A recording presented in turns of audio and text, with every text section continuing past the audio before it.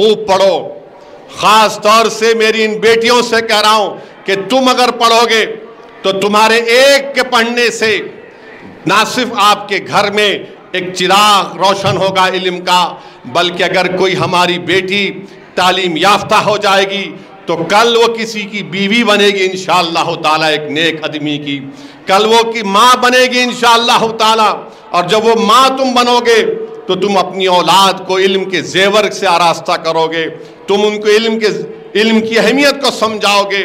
تو اس ملک میں ہمارے وطن عزیز میں مسلمانوں کو اگر انصاف چاہیے، مسلمانوں کو یہ ناانصافی کا خاتمہ اگر آپ چاہتے ہیں، مسلمان اگر چاہتا ہے کہ اس کی عبادت گاہوں کی حفاظت ہو، مسلمان یہ چاہتا ہے کہ اس سے ہم حکومتوں سے اپنی بات کو منوا سکیں، تو یاد رکھو آپ کو تعلیم یافتہ ہونا پڑے گا.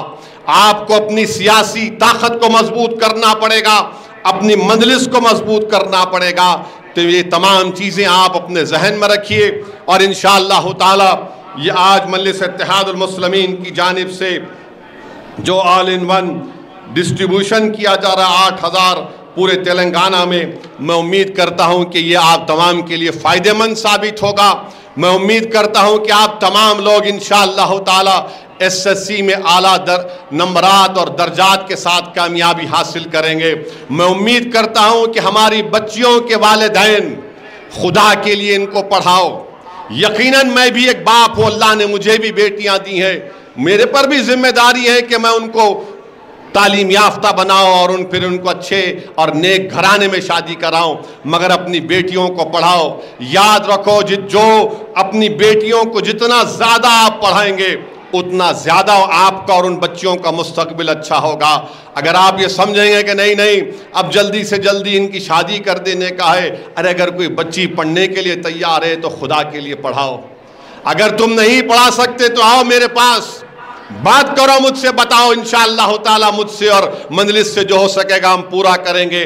ہمارا مقصد ایک ہی ہے کہ مسلمان کہ غریب بچے اور بچیاں تعلیم کے زیورت سے آراستہ ہوں. خاص طور سے ہماری بیٹیاں خوب پڑھیں. میں بتا رہا ہوں میری بیٹیوں، یاد رکھو اگر تم پڑھنے کے لیے تیار ہو تو اللہ تمہاری مدد کرنے کے لیے ہمیشہ تیار تھا، اللہ مدد کرے گا.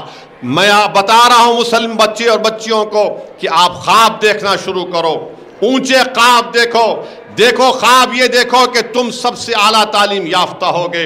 جب تم تعلیم یافتہ ہوگے تو دین تم کو سمجھ میں آئے گا.